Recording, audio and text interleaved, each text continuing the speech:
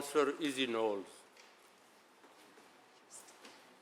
Thank you, Lord Mayor, and just to remind you, I have a dispensation to speak on this motion. 31 years ago, this week in 1995, Councillor Brooks has already talked about Serbian forces massacred over 8,000 Bosnian Muslim men and boys in Srebrenica. It was the worst act of genocide on European soil since the Second World War. And 2 weeks ago in this building, there was a memorial event which I attended to remember those victims and hear from survivors who have made their new home in Birmingham. And all councillors were invited, and those of us who attended, I think we'd all agree it was an incredibly moving ceremony. We heard from a young woman who had been staying with her uncle in a remote village when the war broke out. She was 6 years old. Her uncle's family fled into the mountains, relying on the goodwill of strangers to survive. It was 18 months before this little girl saw her parents again, and all that time they didn't know if she was alive or dead. And another uncle who stayed behind was murdered and his body never found. And I spoke to another man who also arrived as a child refugee from Bosnia. His father was murdered in the massacre. He told me how much he loved going to Cllr Park because he could play like a normal child. And every year, survivors and relatives come together in this council house to remember the victims of the Holocaust, an event 81 years ago which shook the world in its horror. And every year, the words "never again" are repeated. And many of them rebuilt their lives here in Birmingham, their descendants adding to the rich tapestry of culture in our city. One of my constituents in Moseley arrived in Birmingham in 2016 after the Syrian conflict broke out.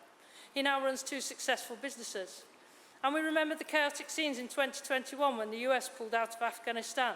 A friend of my son, a journalist who translated for the army, had to flee Kabul. He and his family now live in the West Midlands, and he works as an interpreter and support worker in Birmingham. In February 2022, Russia invaded Ukraine. People across Birmingham mobilised to send trucks full of aid and supplies. And my husband and I joined 549 other Birmingham families to sign up for the Homes for Ukraine scheme. A family of 3 generations, a grandma, a mum and a 6-year-old boy, lived with us for 8 months. This family are now independent. They're working locally. And like many hosts and guests, it was an experience that enriched our lives. And we forged a lasting bond. They're our second family.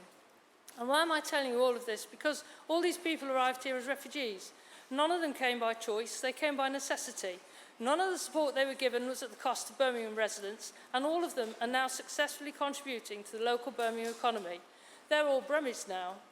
And coming to this motion, I do want to acknowledge something important. People across Birmingham are facing real challenges. Families are struggling with the cost of living, and people are worried about housing and public services and the future of their communities. And as councillors, every single one of us does have a responsibility to listen to those concerns and take them seriously. But we also have a responsibility to be honest about what will and what will not solve those challenges. Removing Birmingham's City of Sanctuary status will not create a single extra home. It will not reduce waiting lists. It will not improve services. It will not address the financial challenges facing this council. It will not mend the potholes. It will not get the bins emptied. And it will not even stop an alien being elected as the next MP for Clacton. What it would do is weaken the partnerships and practical work that help us manage the reality in front of us. We would turn away funding and lose jobs. That is not putting Birmingham first. And I do not want to believe that all my new colleagues across the chamber are only here to make political points for social media clicks or to act the pantomime villain.